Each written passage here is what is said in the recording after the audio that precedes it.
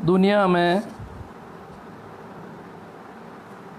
किसी भी समाज में आरक्षण नहीं है, और जबकि भारतीय समाज में आरक्षण सदियों पुराना है। आरक्षण की जब हम चर्चा करते हैं तो दो तरह के आरक्षण मुख्य रूप से हमारे सामने आते हैं। एक आरक्षण है परंपरागत आरक्षण। इस देश में सदैव से आरक्षण रहा है, क्योंकि आदमी विभिन्न वर्णों में बंट गया, अलग अलग जातियों में बंट गया। तो अलग अलग जातियों के बन गया तो आदमी जन्मजात क्या करना है उसे, ये उसकी जन्म के साथ तय हो जाता। क्या आवाज़ नहीं आ रही अभी भी मेरी?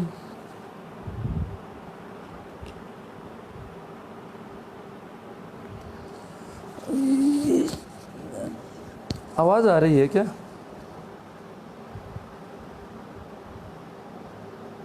अभी मैं समझ नहीं पाया हूँ।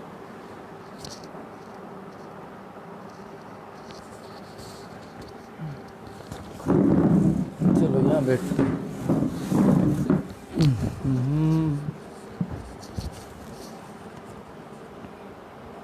आवाज़ आ रही है?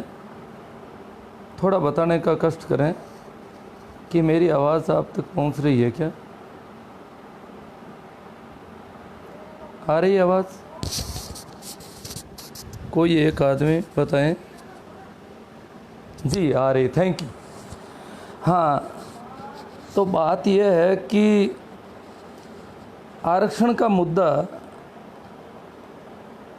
मुख्य रूप से इस देश में बहुत ज़्यादा चर्चा का विषय बना हुआ है कि आरक्षण क्यों। इस देश में आरक्षण कोई नया नहीं है। आरक्षण हजारों वर्षों से है, जाति के आधार पर,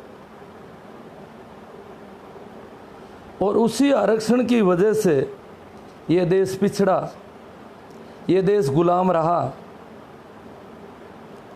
इस देश की बहुत बड़ी आबादी को समाज और देश से कोई लेना देना नहीं रहा।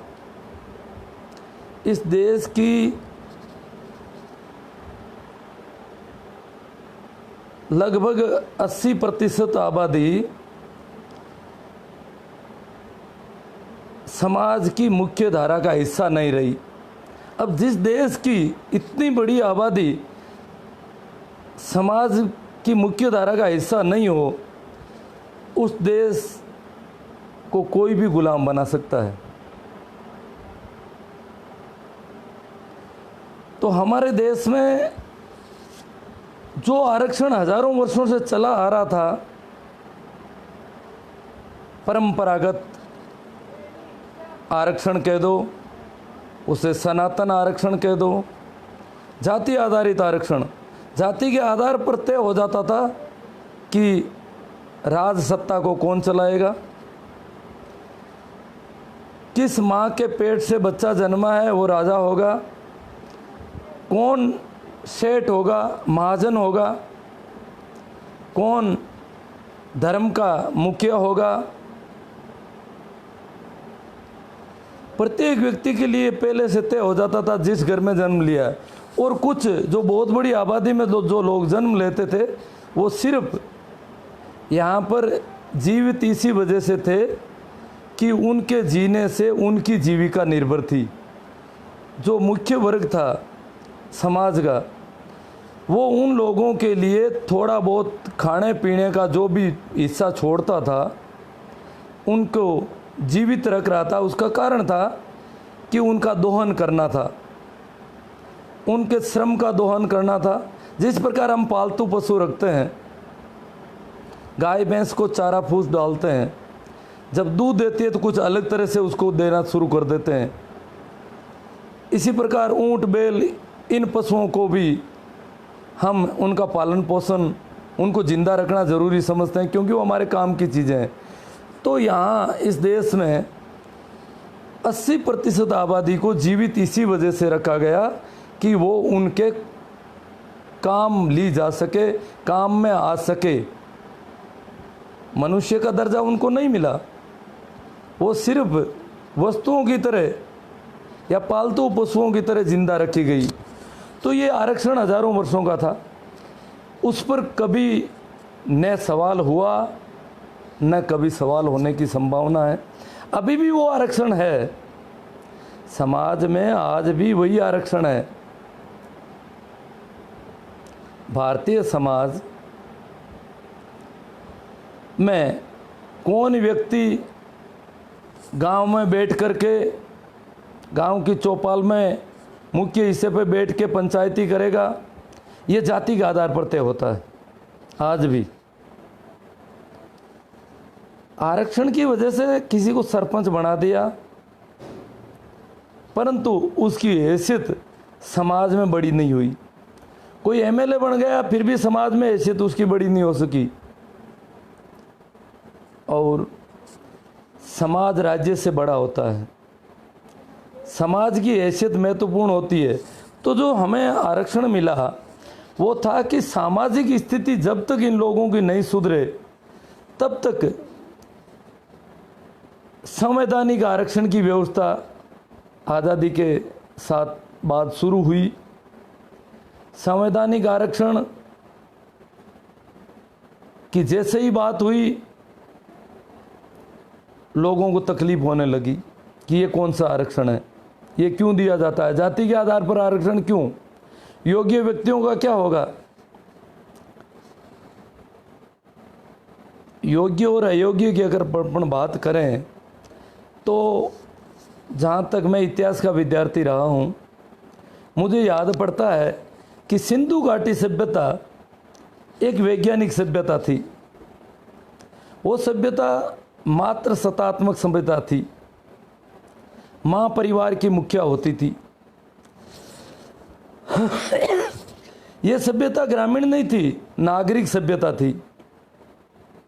बड़े बड़े नगर थे। उस सभ्यता में अगर उनके जो अवशेष हमने देखे हैं, उसे देखने पर पता चलता है कि उनका नगर नियोजन बड़ा वैज्ञानिक था। सार्वजनिक सहकारिता का अगर देखा जाए तो सार्वजनिक स्नानागार थे, कुएं थे, चौड़ी सड़कें थी, समानांतर रास्ते थे, नालियां थी। इस प्रकार प्रकृति को वो लोग बहुत महत्वपूर्ण समझते थे कि प्रकृति की ही हमारी सहायक है, हम प्रकृति के साथ रहें, पर्यावरण के साथ रहें। इस प्रकार के वो लोग थे। उसके बाद जब इतिहास को हम पढ़ते हैं तो ऐसा आता है कि आर्यों का आगमन होता है इस देश में। आर्य का मतलब जो लोग आए थे उन्होंने इस देश पर कब्जा कर लिया। कब्जा करते ही जब भी कोई राजा विजेता हो जाता है वो श्रेष्ठ व्यक्ति कहलाता है। आर्य का मतलब होता है श्रेष्ठ, और जो अनार्य का सीधा सा अर्थ है अश्रेष्ठ। बाद में उसके दो एक नाम और दे दिए, सुर, असुर, देवता, राक्षस। जो हार गए वो राक्षस, जो हार गए वो असुर, जो जीत गए वो सुर। तो जीतने वाला व्यक्ति देवता हुआ। और आर्यों के आगमन के बाद आर्यों ने कहा कि आर्यों ने अध्ययन किया इस देश की सिंधु घाटी सभ्यता और यहाँ के पुराने द्रविड़ समाज का। तो उनको लगा कि एक तो स्त्री के पास सत्ता नहीं रहनी चाहिए, स्त्री को एक घूंघट में बंद कर दिया जाए, स्त्री के पास किसी प्रकार का कोई अधिकार नहीं हो। और इस प्रकार आर्य सभ्यता ने सबसे पहले स्त्री पर शिकंजा कसा। दूसरा, उन्होंने पर्यावरण, प्रकृति की जो महत्व था उसके स्थान पर उन्होंने तंत्र मंत्र, यज्ञ, हवन, इस प्रकार की कुछ बातें उन्होंने शुरू कर दी।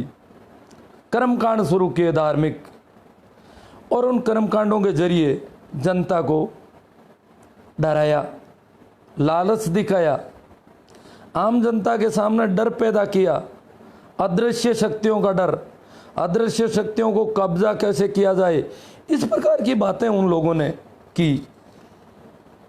तो उन्होंने पुरानी जो द्रविड़ सभ्यता थी उसका पहला सूत्र काटा कि स्त्री की जगह पुरुष जो है मुखिया होगा, परिवार का, कबीले का, समाज का।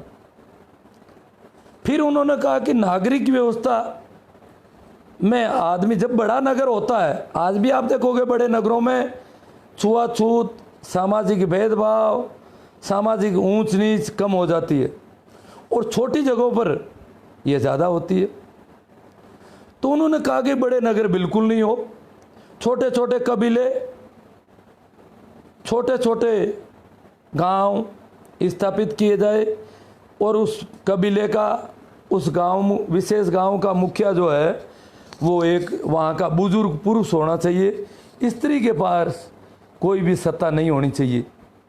इस प्रकार की सारी बातें उन लोगों ने उस सभ्यता के साथ छेड़खानी करके की और फिर समाज का मुखिया आर्य हो गया। उसके बाद एक और बात आती है कि व्यक्ति में जो मुख्य रूप से लक्षण है उसके आधार पर व्यक्तियों का कार्य विभाजन किया जाए, वर्ण व्यवस्था की स्थापना की जाती है। वर्ण व्यवस्था वैसे देखा जाए तो बहुत बड़ा साइंटिफिक सिस्टम है।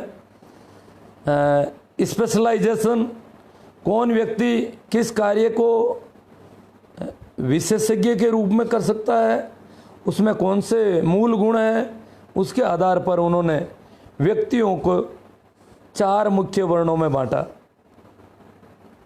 ये वर्ण शुरुआत में ऐसा बताते हैं कि जाति के जन्म के आधार पर नहीं होकर के गुणों के आधार पर किए गए थे। गुणों के आधार पर वर्ण किए तो सबसे ज़्यादा जो गुणवान व्यक्ति था उसको श्रेष्ठ वर्ण माना गया, ब्राह्मण, दूसरा क्षत्रिय, तीसरा वैश्य, और जो शेष जो वर्किंग क्लास थी, जो मेहनत करने वाले लोग थे, जिनको काम करना होता था पसीने के साथ, उन सबको शूद्र रखा गया। इतिहास में मैंने बहुत ज़्यादा देखने की कोशिश की ये शूद्र आखिर है कौन।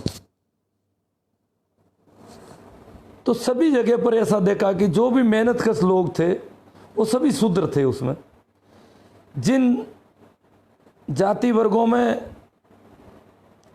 श्रेष्ठता का भाव नहीं था, पशुपालन करते थे, खेती करते थे, मजदूरी करते थे, लेबर क्लास लोग, वर्किंग क्लास लोग, कामकाजी लोग, वो सभी शूद्र उसमें देखा जाए तो है। जहाँ भी देखा जाए इतिहास में कहीं पर भी आप देखोगे प्राचीन इतिहास को तो उसमें शूद्र उनको बाद में क्या है कि शूद्र कोई रहना नहीं चाहता। सभी शूद्र जो जातियां हैं वो अपने आप को ब्राह्मण, क्षत्रिय कहलाने में गर्व महसूस करती है। अपना नाम अच्छा हो जाए तो क्या पता अपना अच्छे हो जाए, इस प्रकार का विभाजन चला। तो अब बात मैं मुख्य रूप से जो करना चाहता हूँ वो है प्रतिभा। इस देश में जब से प्रतिभाओं को विकसित करने के लिए वर्ण व्यवस्था शुरू की गई, परंतु बाद में वर्ण व्यवस्था में एक बहुत बड़ा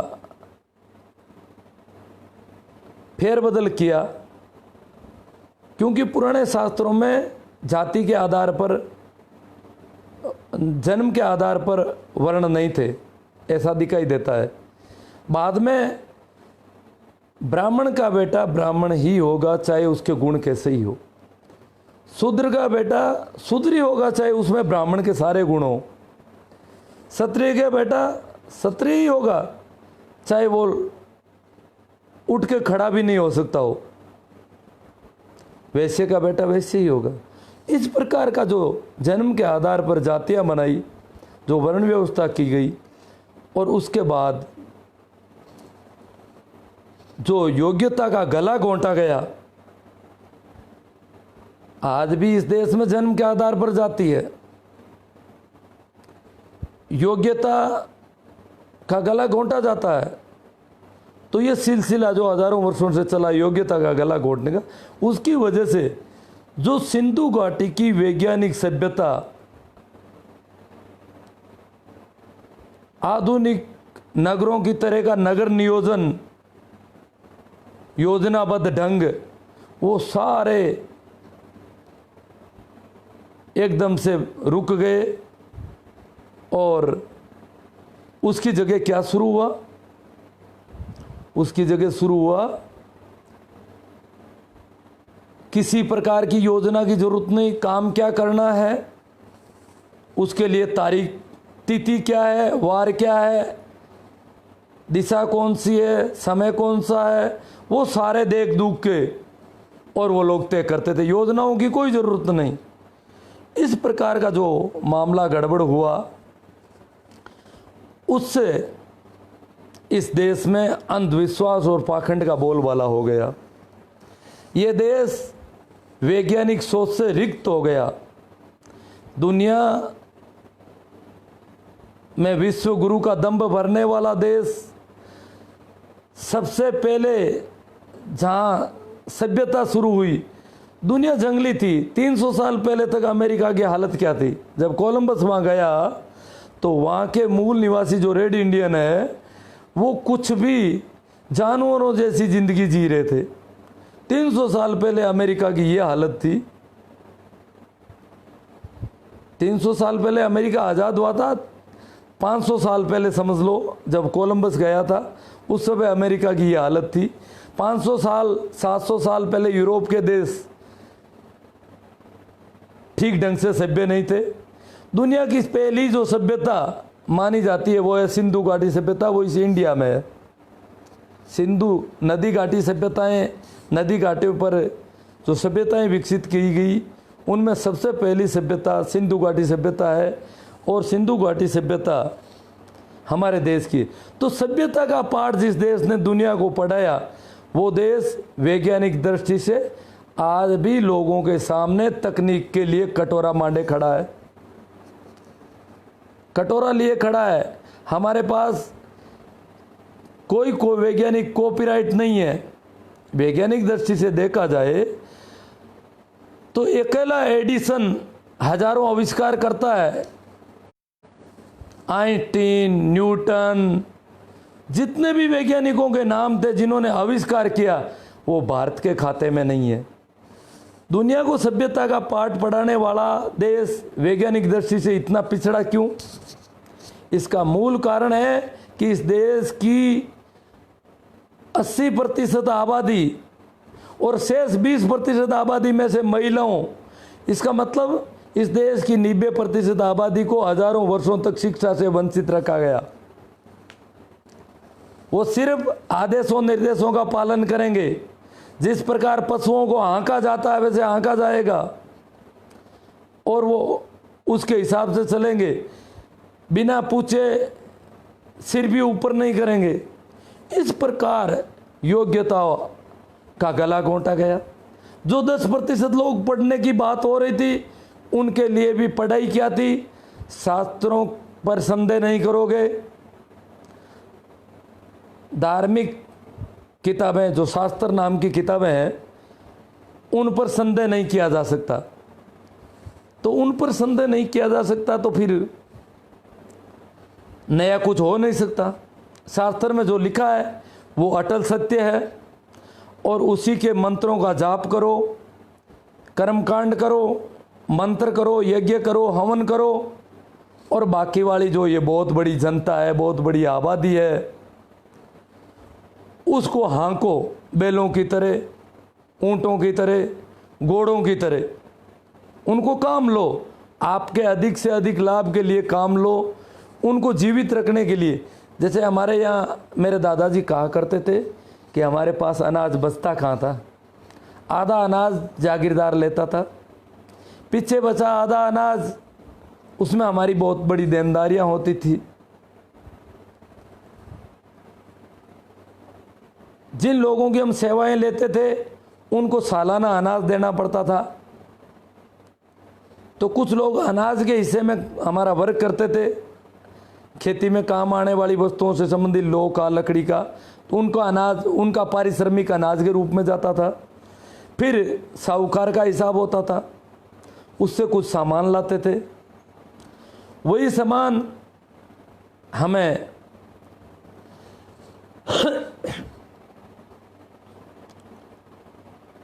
हमारे दूसरे कामों में, खेत कब बोना है, पशु खरीदना है कि नहीं खरीदना है, झोंपड़ा बनाना है कि नहीं बनाना है तो किस तारीख को बनाना है, ये सारी हम पूछ परख पंडित जी से करते थे।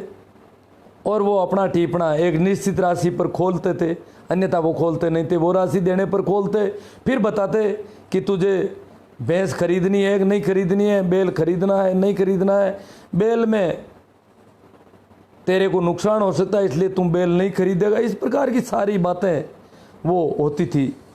तो मैं मुख्य रूप से उस पर आता हूँ कि हमारे देश में जो आरक्षण, संवैधानिक आरक्षण शुरू किया गया, वो क्यों किया गया। इस देश की बहुत बड़ी आबादी को हजारों वर्षों तक पढ़ने से वंचित रखा।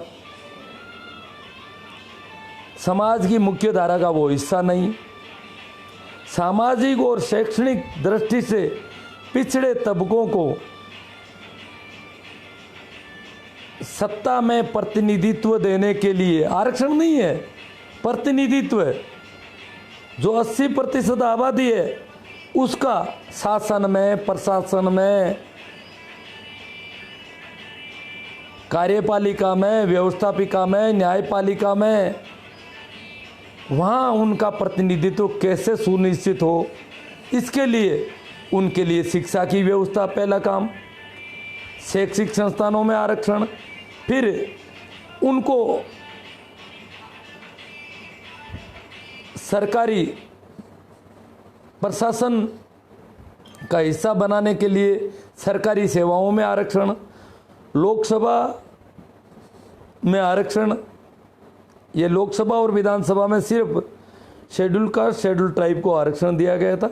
हालांकि पिछड़े वर्गों की बहुत बड़ी आबादी, जिसे माना जाता है कि उनकी आबादी 52% से ज़्यादा है निश्चित रूप से, क्योंकि 31 की जनगणना के आधार पर 52% थी, तो पिछड़े तबकों की आबादी बढ़ती है, इसलिए उनकी आबादी 60% के आसपास हो सकती है, ऐसा अनुमान है। क्योंकि जाति आधारित जनगणना हमारे देश में हो तो गई कुछ राजनीतिकों के दबाव में, परंतु उसको डिस्क्लोज नहीं करने दिया जा रहा है। अभी भी सत्ता नहीं चाहती है कि वो जाति आधारित जो आंकड़े हैं आबादी के वो डिस्क्लोज किए जाएं, वो प्रकाशित किए जाएं। तो इतनी जो बड़ी आबादी है उसका आरक्षण लोकसभा विधानसभा में नहीं था, तो प्रतिनिधित्व भी उनका बहुत कम है। आज भी 60% आबादी का प्रतिनिधित्व 20% से ज़्यादा नहीं है लोकसभा और विधानसभाओं में।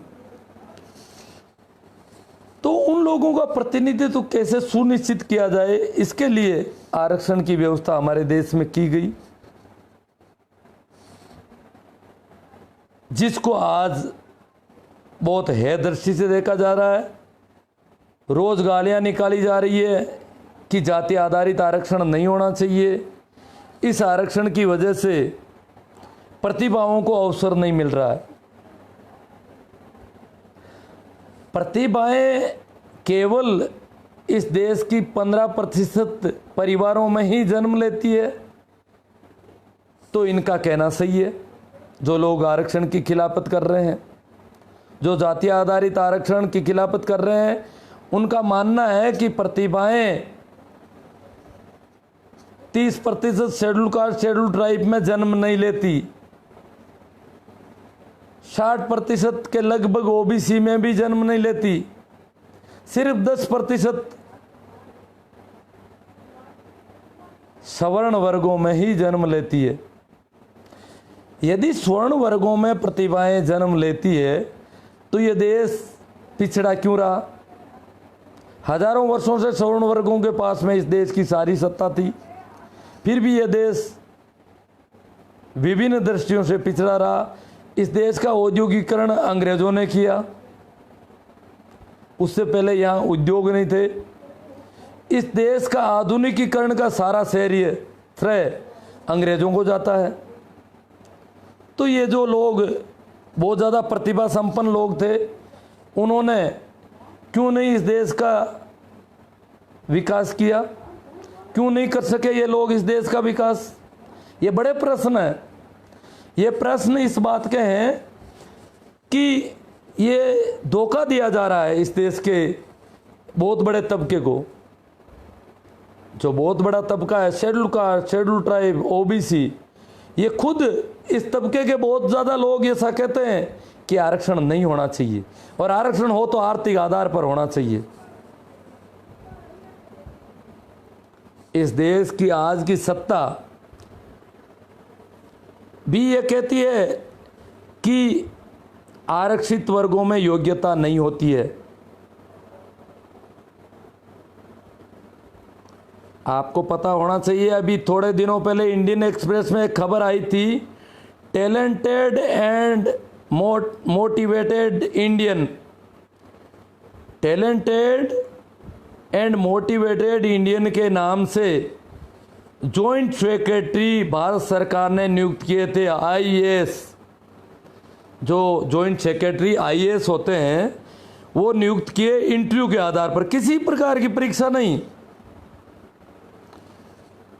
टैलेंटेड और मोटिवेटेड इंडियन, भारतीय, साक्षात्कार से छंटनी हुई। किसने साक्षात्कार लिया मुझे पता नहीं, परंतु परीक्षा किसी प्रकार की नहीं, और साक्षात्कार से 9 जॉइंट सेक्रेटरी सेलेक्ट किए गए। ये इंडियन एक्सप्रेस की खबर है। वो 9 के 9 एससी, एसटी और ओबीसी में से नहीं। 100% आरक्षण इस इंटरव्यू के मार्फत स्वर्ण वर्गों को दिया गया। इसका मतलब टैलेंटेड लोग एससी, एसटी, ओबीसी के घरों में जन्म नहीं लेते हैं। ये इंटरव्यू के आधार पर इनका सिलेक्शन इस बात का की घोषणा है कि टैलेंटेड लोग सिर्फ जनरल कास्ट में ही जन्म लेते हैं। जनरल कास्ट में ही सिर्फ विशेष उनके नाम, मैं इंडियन एक्सप्रेस की जो खबर है उसका लिंक मैं भेजूंगा, वो सारे नाम ये बता रहे हैं कि वो भी जनरल जाति में से सभी वर्गों में से नहीं थे।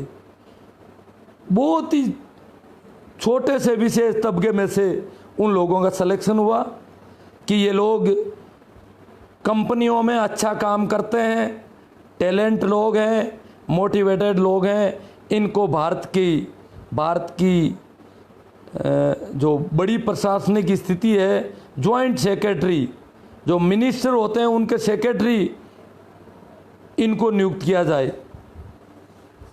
तो इस प्रकार जो ये सेक्रेटरी नियुक्त किए, उससे एक मैसेज दे दिया पूरे भारत में कि 9 जॉइंट सेक्रेटरी इंटरव्यू के आधार पर 9 के 9 एससी, एसटी, ओबीसी में से नहीं सेलेक्ट हो सके। तो इंटरव्यू के आधार पर सारी योग्यता वहां पर है, टैलेंट सारा वहां पर है। जबकि देश आज़ाद होने के बाद जो आरक्षण की व्यवस्था की गई, उससे पढ़ने का मौका मिला इस देश की बहुत बड़ी आबादी को, और उस आबादी में से लोग अधिकारी बने, कर्मचारी बने, और उसकी वजह से देश का तीव्र गति से विकास हुआ है। असलियत यह है, उसको जुटलाया जाता है, बहुत तरह की खबरें निकाली जाती है, बहुत अलग तरीके से उसको जुटलाया जाता है। मैं आज इस लाइव के माध्यम से आपको एक मैसेज देना चाहता हूँ, विशेष मैसेज, कि हाँ, जाति व्यवस्था खत्म होनी चाहिए।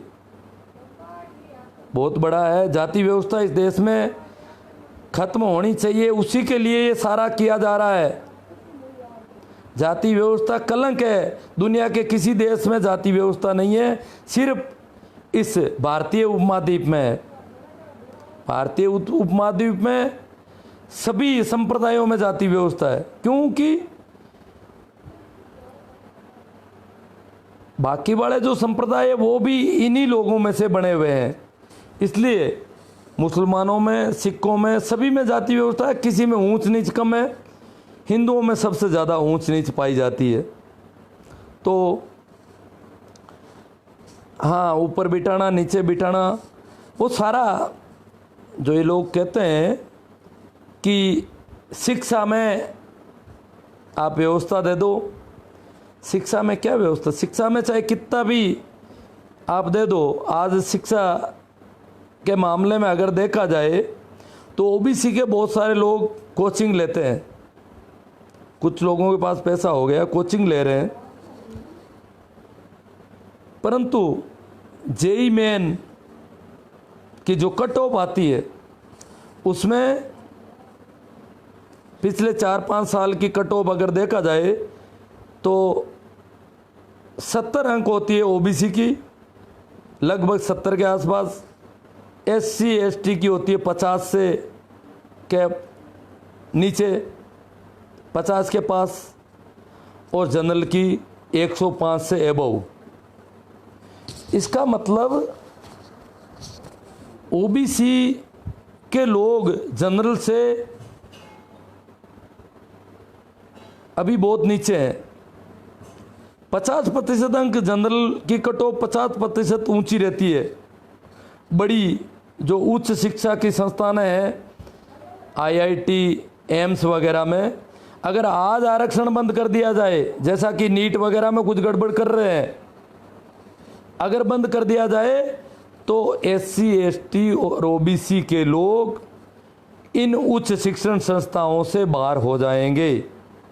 ये पक्का मामला है, क्योंकि जो 70 अंक ओबीसी के लोग अभी ला पा रहे हैं वो 105 कैसे लाएंगे?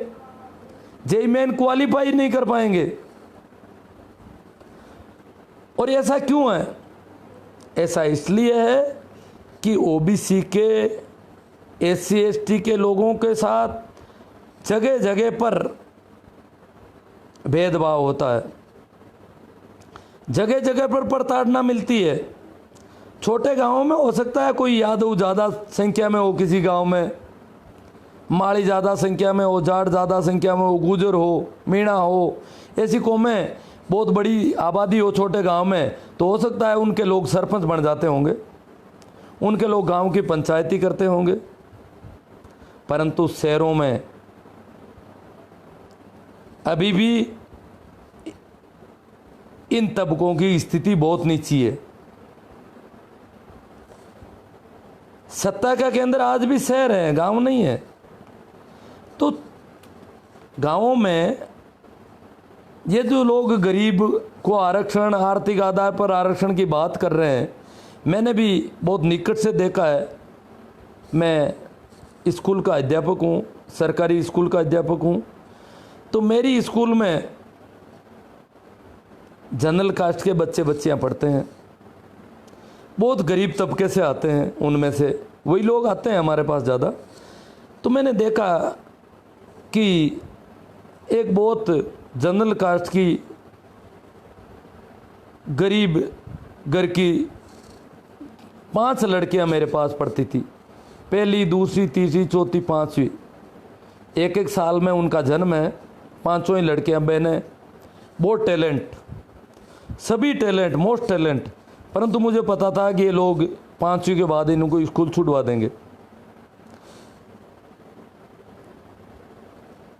वो लड़कियां आरक्षण नहीं हो तो भी वो काफ़ी दिखा सकती है प्रतिभा को, प्रतिभाशाली लड़कियां थी, परंतु उनको आगे नहीं पढ़ाया गया। वो लड़कियां मेरी स्कूल के जो शेड्यूल कास्ट के बच्चे थे या ओबीसी के बच्चे थे, उनके साथ मैंने देखा कि उनके ममेरे भाई को, छोटे ममेरे भाई को शेड्यूल कास्ट के बच्चे ने कुछ कह दिया, तो उस छोटी सी बात पर वो लड़के उस पर बहुत ज़्यादा आक्रोशित हो गई, बोले ये हमको कैसे कह सकते हैं। और वो बच्चा डर गया, एकदम से सहम गया, उसको पता है कि सामाजिक स्थिति हमारी। तो ये जो लड़के स्कूल तक में प्रताड़ित होते हैं और स्कूल के बाहर तो कहना ही क्या, स्कूल के बाहर गली में, मोहल्ले में, ढाणी में, समाज में, गांव में SC ST के बच्चे बहुत ज़्यादा प्रताड़ित होते हैं। अगर उस गांव में उनकी आबादी 60-70% से कम है तो OBC के बच्चे भी प्रताड़ित होते हैं अगर उनकी आबादी उस गांव में 50% से कम है तो, या 40% से कम है तो। ये स्थिति OBC के साथ भी होती है। उनको गांव को मुख्य निर्णय लेने में उनको भी नहीं आने दिया जाता है। तो ये जो प्रतिभाओं को जगह जगह प्रताड़ित किया जाता है, डांटा जाता है, फटकारा जाता है, उससे प्रतिभाओं दमित होती है। दूसरी बात, प्रतिभाएं विशेष घरों में जन्म लेती है, ये प्रकृति के हिसाब से कतई सही नहीं है। आज जब इतना ज़्यादा साक्षरता का लेवल बढ़ गया इस देश में, सभी लोग पढ़ाने की ओर बढ़ गए, उसके बाद भी JEE मेन की क्वालिफाई अंक अगर देखे जाए तो 105 से ज़्यादा जनरल और 70 के आसपास OBC। तो इसका मतलब जो OBC का लड़का 70 नंबर लाता है वो 105 वाले से कम योग्य है, ये अंकों के आधार पर लोग मानते हैं। परंतु मैं कहता हूँ कि जिस बच्चे के 105 अंक हैं जनरल कास्ट के, स्वर्ण वर्ग के, और जिस बच्चे के 70 अंक है OBC के, वो योग्यता के आधार पर इक्वल है, लगभग इक्वल है। कारण यह है कि मैं खुद मेरे बच्चे के साथ, मेरा बच्चा JEE मेन की तैयारी करता था, मैं कोटा में रहा था साथ में, छुट्टियों में 1.5 महीने की छुट्टियां, उसके अतिरिक्त मेडिकल भी लेता था। और मेडिकल की स्थिति में या मेरी अन्य छुट्टियों में मैं वहाँ रहा था। तो मैं जब कोटा में रहा तो मैंने देखा कि मेरा बच्चा जब कोचिंग से वापस आता था और मेरे पड़ोस के कमरे में जो बच्चा रहता था वो भी कोचिंग से वापस आता, बच्ची भी थी उनकी बच्चियां भी कोचिंग कर रही थी। हमारी बच्चियां तो अभी कोचिंग छोड़ के गणित और ये विज्ञान विषय भी नहीं ले रही है। और मेरा बच्चा हिंदी मीडियम का बच्चा था। इंग्लिश मीडियम और हिंदी मीडियम में भी बहुत बड़ा अंतर चलता है कोचिंग वगैरह में। फिर घर पे आने के बाद मेरा बच्चा मुझसे कुछ भी कंसल्ट नहीं, मैं MA हूँ परंतु मैं साइंस के हिसाब से केमिस्ट्री, फिजिक्स और गणित में मेरे बच्चे को किसी प्रकार की कोचिंग नहीं दे सकता। परंतु मैं देख रहा था जो बच्चा और बच्ची मेरे पड़ोस में रहते थे, उनकी नानी उनके साथ रहती थी, नानी MSc थी। उन बच्चों की नानी MSc थी और वो कोचिंग से आने के बाद वो केमिस्ट्री में MSc थी। बायो की जो लड़की थी नीट की तैयारी करती थी, उससे भी वो जो वो पढ़ के आ रही थी उसको देखती थी, चर्चा करती थी। और JEE मेन की जो लड़का तैयारी कर रहा था उसको भी वो सहयोग करती थी। अब जिस घर में नानी MSc हो, नाना MSc हो, दादा MSc हो, इंग्लिश मीडियम हो पूरा परिवार, और एक हमारे घर जहाँ अभी नानी और माँ अंगूठा छाप, बाप ने थोड़ी बहुत पढ़ाई की वो भी कोई ज़्यादा नहीं। तो इस प्रकार के परिवारों के बच्चों के अगर 105 अंक आते हैं तो ज़्यादा योग्य नहीं कहे जा सकते, उनको वातावरण अलग तरह का मिल रहा है। मैं तो JEE मेन को भी नहीं जानता था, मेरे बच्चे ने अपने क्लासमेट से पूछ के पता लगाया कि ये JEE मेन कोई तैयारी होती है, JEE एडवांस होती है, उसके बाद कोई IIT जैसी कुछ संस्थाएं होती है, वहाँ पर सिलेक्शन होता है, ऐसा कुछ बताया उसने। बाकी उनके घर में तो IITN पहले से बैठे हैं, 2-2 3-3 पीढ़ी के IITN हैं, डॉक्टर हैं, इंजीनियर हैं, बड़े पढ़े लिखे लोग हैं। तो उनकी जो पारिवारिक स्थिति है, जो सामाजिक स्थिति है, जो शैक्षणिक स्थिति है परिवारों की, उसके मद्देनज़र जो सामाजिक और शैक्षणिक दृष्टि से पिछड़े परिवार हैं, उनको बराबर प्रतिनिधित्व, उन परिवारों में जन्म लेने वाली योग्यताओं को इस देश के विकास में बराबर भागीदार बनाने के लिए आरक्षण की व्यवस्था की गई। संवैधानिक आरक्षण अयोग्य लोगों को कभी भी अवसर नहीं देता। परंपरागत आरक्षण में योग्यता का कहीं कोई प्रश्न नहीं था। राजा कैसे बनेगा? इस माँ के पेट से जो बच्चा जन्मेगा वो राजा होगा। अब चाहे वो काना भी हो, चाहे वो दौड़ नहीं सकता हो, ठीक ढंग से चल नहीं सकता हो, तलवार तो दूर, लाठी चलाना भी जिसको नहीं आता हो वो राजा बन जाता था। सिर्फ जन्म के आधार पर, योग्यता का कहीं कोई सवाल नहीं। कौन व्यक्ति सेठ बनेगा, श्रेष्ठ बनेगा, महाजन बनेगा, वो भी सिर्फ जन्म के आधार पर।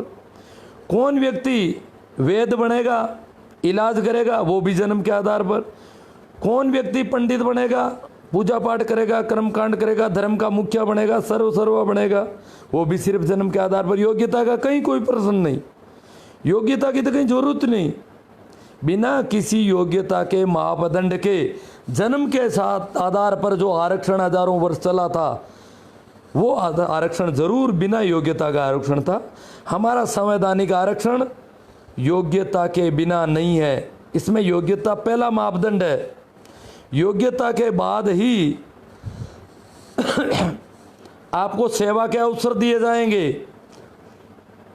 आपकी मिनिमम योग्यता की परीक्षाएं होगी, जांच होगी, और उसके बाद अगर आप छोटी जाति से, पिछड़े तबके से, सामाजिक और शैक्षणिक दृष्टि से पिछड़े परिवार से हैं, तो आपके अंक कम हैं, तो भी आपको उनके बराबर योग्य इसलिए माना जाएगा क्योंकि आप में प्रतिभा है। केवल सामाजिक और शैक्षणिक स्टैंडर्ड नीचा होने की वजह से आपके मार्क कम आए हैं, योग्यता आप में कम नहीं है। आप उन परिवारों में जन्म लिया, उन परिवारों में भी योग्यताएं जन्म लेती है। इसलिए ये जो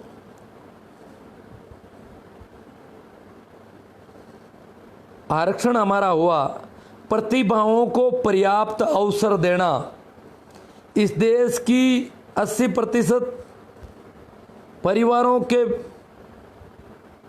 दंपतियों में जन्म लेने वाली प्रतिभाएं, 80% घरों में जन्म लेने वाली प्रतिभाओं का देश के विकास में सहयोग कैसे लिया जाए, इसके लिए संवैधानिक आरक्षण की व्यवस्था की गई।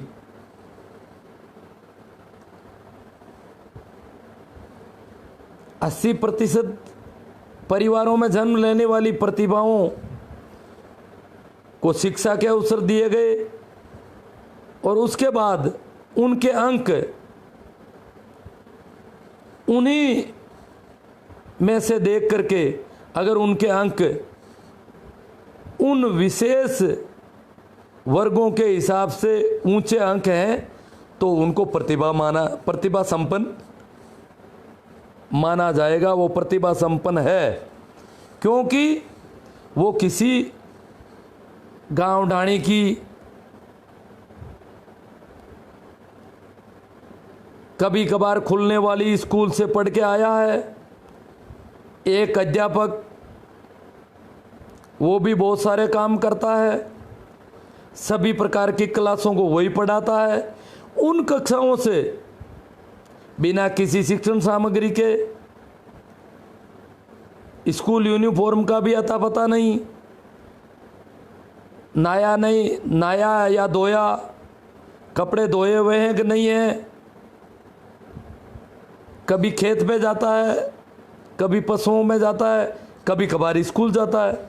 इस प्रकार कभी कभार स्कूल जा कर के जो बच्चा अगर उस परिवार से जो कॉन्वेंट इंग्लिश स्कूलों में पढ़ते हैं, जिनके दादा नाना एमएससी हैं, उन परिवारों के बजाय आधे नंबर भी लाता है तो उनसे ज़्यादा योग्य है, कम नहीं है। तो इस प्रकार इस देश के बहुत बड़ी आबादी में जन्म लेने वाली प्रतिभाओं को देश के विकास में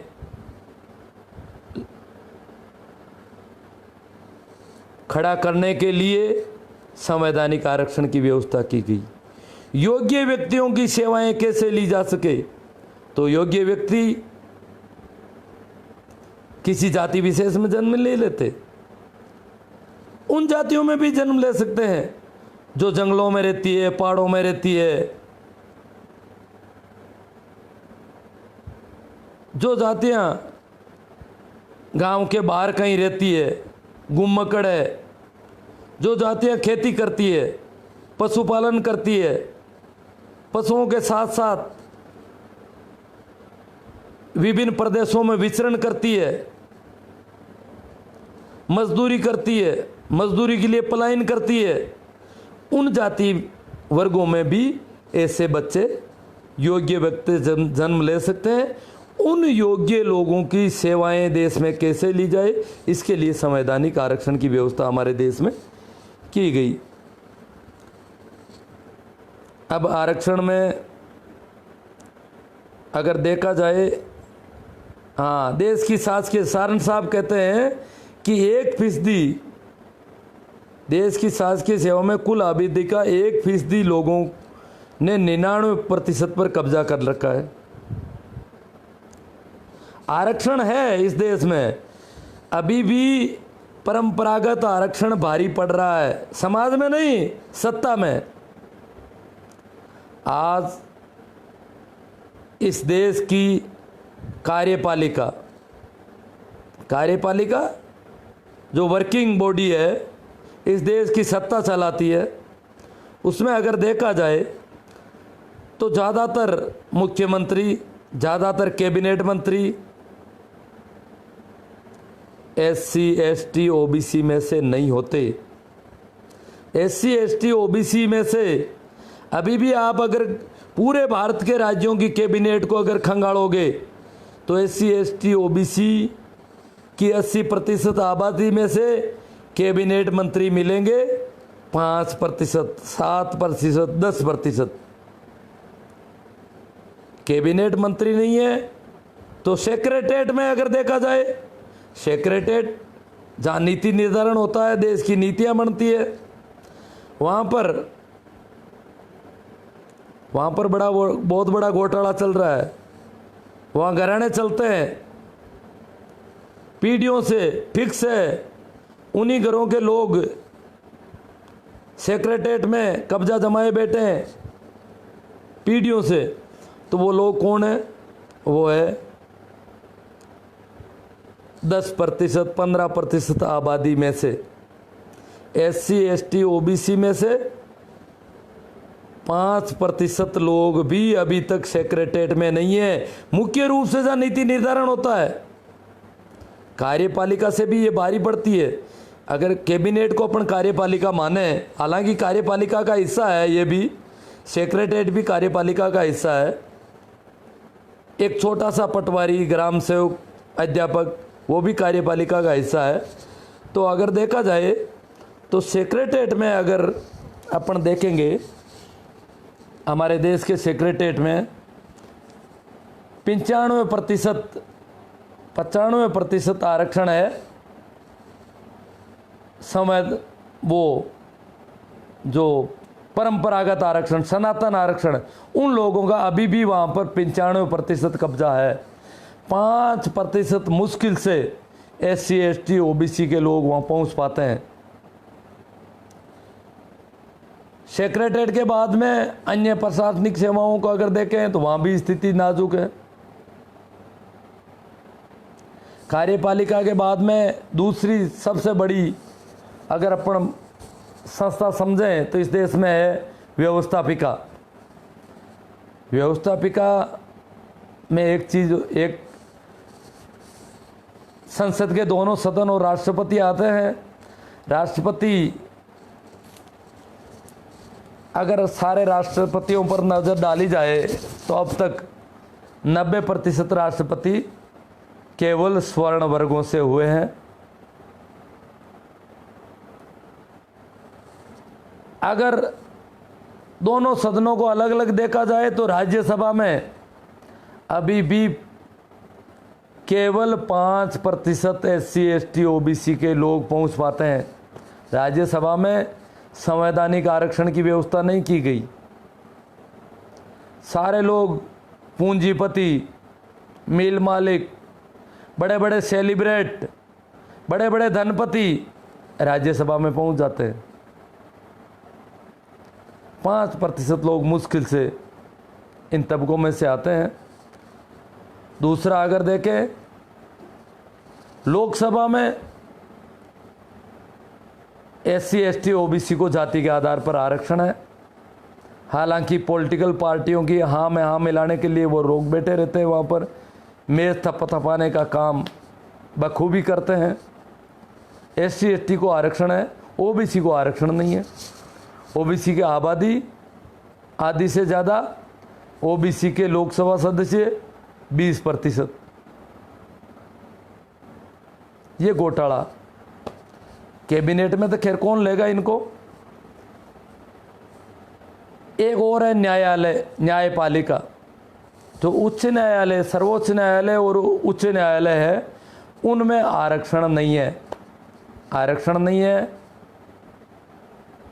और वहाँ पर कोई विशेष परीक्षाओं का मामला भी नहीं है। तो वहाँ क्या हो रहा है? वहाँ घराने चलते हैं, न्यायिक घराने इस देश में। मिश्रा, जैन, लोढ़ा, बड़े न्यायिक घराने चल रहे हैं। और वो कुछ तो ऐसे घराने हैं जिनके एक एक परिवार में से 3-3 मुख्य न्यायाधीश है गए इस देश के। तो वो घरानों में से ही सुप्रीम कोर्ट और हाई कोर्ट चल रहे हैं। आम जनता का वहाँ पर कोई भी लेना देना नहीं है इस देश की। तो काफ़ी चर्चा कर ली आरक्षण पर। मैं 1-2 और भी सेशन लूँगा, लाइव सेशन।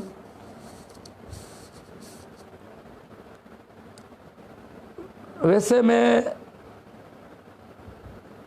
जुड़ने का तो वैसे भी लोगों को पता है कि मैं कम सुनता हूँ, इसलिए किसी ने ऐसा नहीं लिखा कि जुड़ना चाहिए। अच्छी बात है। हाँ, पर्टिकुलर जाति अगर देखा जाए तो जो पुरानी पढ़ी लिखी जातियाँ हैं उन लोगों का कब्जा इस देश की सारी सत्ता पर है, समाज पर है।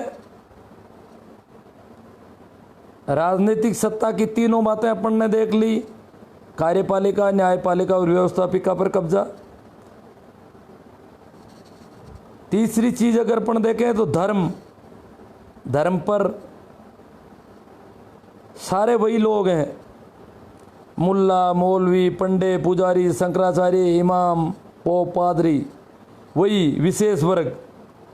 आम जनता का धर्म में आम जनता का काम इतना ही है कि कितना कमाया उसमें से हिस्सा दे दो। सिर्फ जो पसीना बहाया है और उस पसीने का जो प्रतिफल मिला है वो इन मुल्ले, मौलवियों, पंडे, पुजारियों, शंकराचार्य, इमामों के घर भरने के लिए है। तो धार्मिक मामला तो पूरा ही इनके कब्जे में है।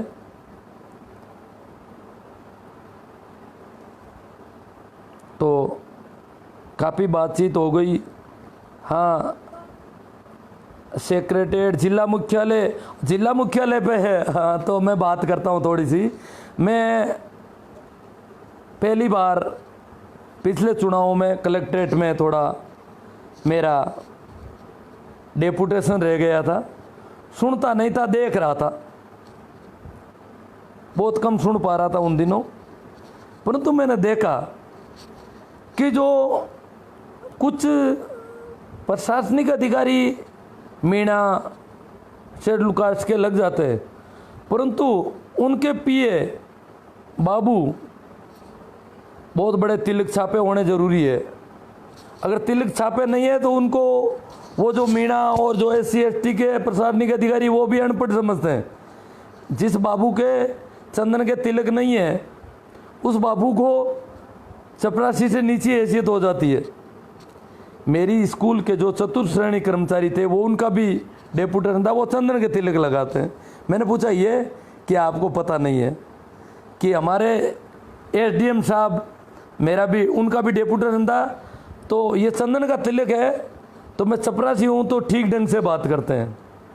अगर चपरासी चंदन का तिलक लगा लेता है तो वो बाबू से बड़ी हैसियत कर लेता है, और नहीं लगाता है तो उसको इस प्रकार बुलाया जाता है जैसे कोई कुत्ते की तरह उसको फटकारा जाता है बात बात पर। तो वो मेरे जो OBC के थे, जाटी थे, वो चतुर्थ श्रेणी कर्मचारी, परंतु वो चंदन का तिलक इसलिए लगाते थे। मुझे बताया कि एक दिन तो मेरे टिप्पन में से SDM साहब ने कहा कि सब्जी मेरे टिप्पन में डाल दो थोड़ी, क्योंकि चंदन का तिलक था इसलिए। और चंदन का तिलक नहीं होता तो सारा जो काम करना होता है 4th क्लास को, वो सारा उनको ही करना होता है जिनके चंदन के तिलक नहीं है। इस प्रकार मैंने देखा SCM SDM सारे कार्यालयों में ऐसा ही मामला था। मेरा एक मित्र कलेक्ट्रेट के जो सूचना और संपर्क संबंधी कोई एक विभाग था उसमें था, मेरे पड़ोस के गांव का, वो भी अध्यापक था। तो मैंने पूछा उसको, मैं सुबह सुबह वहाँ चला गया तो देखा तो सारे ही बाबू चंदन के तिलक, और वो अध्यापक था। तो मैंने पूछा कि ये सारे चंदन के तिलक वाले, कि ये सारे ब्राह्मण नहीं है? ये चंदन के तिलक लगाने पर कलेक्ट्रेट में आदमी की इज्जत बढ़ जाती है। मैंने कहा आपने नहीं लगाया? कि यार मेरे से तो नहीं लगाया जाता, थोड़ा काम ज़्यादा करना पड़ता है, चंदन का तिलक नहीं होता तो, और चंदन का तिलक होता है फिर उनको मामला कुछ अलग होता है। तो ये ऐसा आरक्षण कलेक्ट्रेट में, तहसील में, SDM में, पंचायत समिति में, सभी जगह ऐसा ये जो परंपरागत आरक्षण है उसका बोलचाला है। हमारे एजुकेशन डिपार्टमेंट में पहले बहुत बड़ा बोलबाला होता था। हाँ, व्यापार में सारा धन,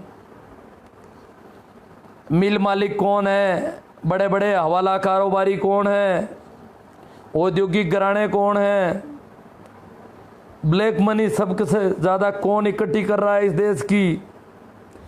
देश की कीमती ज़मीनें किसके पास है। थार के रेगिस्तान में अगर किसी के पास 400 बीघा ज़मीन है तो कोई उसकी जोरी बाजार की, जयपुर के जोरी बाजार की, दिल्ली के चांदनी चौक की 10 फुट ज़मीन से भी कम कीमत है उसकी। 1 वर्ग गज ज़मीन से भी कम कीमत है 400 बीघा ज़मीन की कीमत। ये हालत है। तो कीमती ज़मीनें किसके पास है? बड़े बड़े बाजार, शहरों के मुख्य इलाके, वो किसके पास है? तो सारा धन अगर देखा जाए तो इस देश की SC ST OBC के पास स्थायी संपत्ति के हिसाब से देखा जाए तो 2-5% से ज़्यादा संपत्ति नहीं है। हाँ, करंट संपत्ति जो लोग अधिकारी कर्मचारी लग गए, कुछ और हो गए, वो थोड़ी हो गई। मैं जयपुर में एक मीटिंग में गया था, मैं एक किस्सा सुनाता हूँ आपको।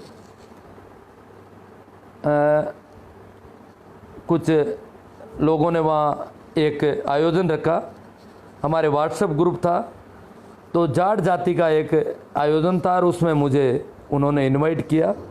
मैं गया तो वो एक बहुत बड़ा होटल था, महादेव होटल, वहाँ पर आयोजन था। आयोजकों ने बताया कि महादेव होटल ने हमें फ्री सुविधा दी है सारी यहाँ आयोजन करने की। मैंने कहा ये महादेव होटल है किसका? तो बोले जाटों का। मैंने कहा ये कैसे हो गया जाटों का होटल? जाटों के पास इतनी बड़ी संपत्ति कैसे हो सकती है? ये बहुत बड़ा सवाल है। हो नहीं सकती, क्योंकि अगर जाट कितना ही बड़ा अधिकारी हो गया तो इतनी बड़ी संपत्ति नहीं इकट्ठी कर सकता। छोटा मोटा कारखाना लगा लिया तो कारखाने के लिए जो धन है, उनके पूर्वजों के पास धन नहीं था, तो एकदम से धन कहीं भी दिखाई देगा। अगर एक साथ 10 करोड़ 20 करोड़ कई रुपए दिखाई देंगे तो वो तो पैसा एक नंबर का नहीं हो सकता। एक नंबर का पैसा जाट के पास कैसे आ गया? भरतपुर दौलपुर का जाट है क्या? कोई राजघराने का जाट है क्या? नहीं, जयपुर के पास का जाट है। वो कह रहे कि इसकी ज़मीन सेज में चली गई थी। स्पेशल औद्योगिक जो विशेष जोन था, स्पेशल इंडस्ट्री जोन, उसमें चली गई थी, और इसलिए इनको करोड़ों रुपए एक नंबर के मिल गए। उनसे इन्होंने ये होटल खड़ी कर दी। तो मेरा अचंभा तब जाके पूरा हुआ कि ये जो राजस्थान में खेती करने वालों को उनके खेत जिन लोगों ने दिलवाए थे, उनकी वजह से इनके पास थोड़ी बहुत संपत्ति हुई है। वो खेत जो शहरों के पास कीमती ज़मीनें हो गई, उसकी वजह से। हाँ, जोधपुर में बड़ी बड़ी ज़मीनें किसके पास है? कहीं भी जाओ आप, बड़े शहरों में। जोधपुर क्यों, आप नागौर में चले जाओ, छोटे छोटे कस्बों में चले जाओ, गांव में चले जाओ। गांव में भी, गांव का जो मुख्य इलाका है, जो चौपाल और गवाड़ वगैरह जो मुख्य इलाका, वो किसके पास है? तो अब हमारे आरक्षण को टैलेंटेड एवं मोटिवेटेड भारतीय के नाम से ख़त्म किया जाएगा। बड़ी कंपनियों को ठेके देकर ख़त्म किया जा रहा है। बहुत बड़े गड़बड़ घोटाले हो रहे हैं। उस पर अगर हम समय रहते सचेत नहीं हुए, हमें ये समझ में नहीं आया कि आरक्षण आरक्षण नहीं है, आरक्षण होना ही नहीं चाहिए। ये प्रतिनिधित्व तो मिलना चाहिए। इस देश की पूरी आबादी को शासन में, प्रशासन में, सब जगह प्रतिनिधित्व तो मिलना चाहिए। एक वीडियो आया था थोड़े दिनों पहले, एक टीवी ने जारी किया था, उससे आरटीआई से सूचना मिली थी कि देश के 40 केंद्रीय विश्वविद्यालय जो अभी संचालित है, प्रस्तावित अलग चल रहे हैं, संचालित 41 केंद्रीय विश्वविद्यालय हैं, उनमें ओबीसी का एक भी प्रोफेसर नहीं है, एक भी एसोसिएट प्रोफेसर नहीं है। सभी 40 केंद्रीय विश्वविद्यालय इस देश के सबसे बड़े विश्वविद्यालय है, जहाँ से सारी सत्ता निकलती है। बड़े विश्वविद्यालय हैं, तो उन विश्वविद्यालयों में ओबीसी का एक भी प्रोफेसर क्यों नहीं आया? इंटरव्यू सिस्टम में मुझे एक आर्मी मैन ने बताया था कि हमारे सारे अधिकारी ग्रामीण भूमि का, कोई आदमी आर्मी में अधिकारी नहीं बन सकता। सिपाही सारे ग्रामीण और अधिकारी, क्योंकि इंटरव्यू सिस्टम में ग्रामीण मानसिकता वाले लोगों को अलग छांट दिया जाता है, शहरी मानसिकता वालों को ऑफिसर बना दिया जाता है। ग्रामीण मानसिकता वाले उनके सैल्यूट लगाने के लिए खड़े रहते हैं आगे। तो इसी प्रकार सभी केंद्रीय विश्वविद्यालयों के हजारों प्रोफेसरों में एक भी ओबीसी एससी एसटी का, ओबीसी का नहीं, एससी एसटी तो आरक्षण की वजह से प्रमोशन में आरक्षण है एससी एसटी के।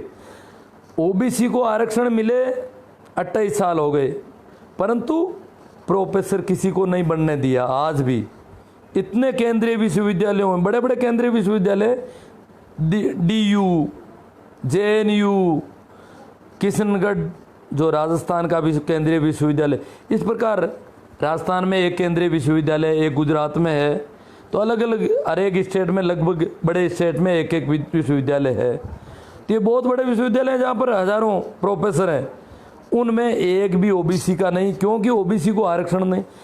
तो मैं क्या है कि उन्हीं दिनों एक प्रोफेसर से मेरा मिलना हुआ, एक मीटिंग थी हमारी, उसमें वो प्रोफेसर भाषण दे रहे थे किसानों के पक्ष में। तो मैंने समझा कि ये शायद कोई किसान है, कोई गुजर है, कोई जाट है, कोई माड़ी है, कोई बिश्नोई है, इनमें से कोई होंगे। तो वो किसानों के साथ जो दुर्व्यवहार हो रहा है इस देश पे, उस पर उस काफ़ी बोले, सामाजिक शोषण, राजनीतिक शोषण। उनका भाषण खत्म हुआ, कार्यक्रम खत्म हुआ, तो मैंने उनका फ़ोटो ले लिया था, उनका चेहरा मैंने, जब हम भोजन कर रहे थे तो मैंने उनको ढूंढ निकाला, जाके उनसे बोला, कम सुन रहा था फिर भी मैंने कहा, भाई साहब आपने वो भाषण दिया था क्या? हाँ। तो आपने बताया था कि मैं सेंट्रल यूनिवर्सिटी में प्रोफेसर हूँ। कहाँ हूँ? तो एक टीवी न्यूज़ चल रही है, आरटीआई की अखबारों में भी खबर आई है कि सेंट्रल यूनिवर्सिटी में पूरे भारत में कहीं पर भी ओबीसी का कोई प्रोफेसर नहीं है। उन्होंने बोला मैं तो मीणा हूँ, मैं एसटी के आरक्षण की वजह से हूँ, ओबीसी का कोई प्रोफेसर अभी तक नहीं है। मैंने कहा क्यों नहीं है? कि बोले हम लोगों को आरक्षण है इसलिए हमें तो प्रोफेसर बना दिया जाता है। हालांकि हमें भी पूरा नहीं बनाया जाता, जितना आरक्षण है उतने हम भी नहीं है, परंतु ओबीसी तो आरक्षण नहीं होने की वजह से पिछड़ जाती है रोज़, और इसलिए ओबीसी का आज तक कोई एक प्रोफेसर नहीं बन सका पूरे भारत में। जिसकी 60% आबादी है, पूरे भारत में प्रोफेसर बनने जाए योग्यता का लड़का ओबीसी के किसी परिवार में आज तक जन्म ही नहीं लिया इस देश में। चलो धन्यवाद, आप लोगों ने बहुत शेयर किया, बहुत ज़्यादा सुना, इस सब के लिए मैं कृतज्ञ हूँ। ये विचार ज़्यादा से ज़्यादा लोगों तक पहुँचे, इसके लिए आप ज़्यादा से ज़्यादा इस पोस्ट को शेयर करें तो और अच्छा रहेगा। इस पर कमेंट करें। धन्यवाद। इतना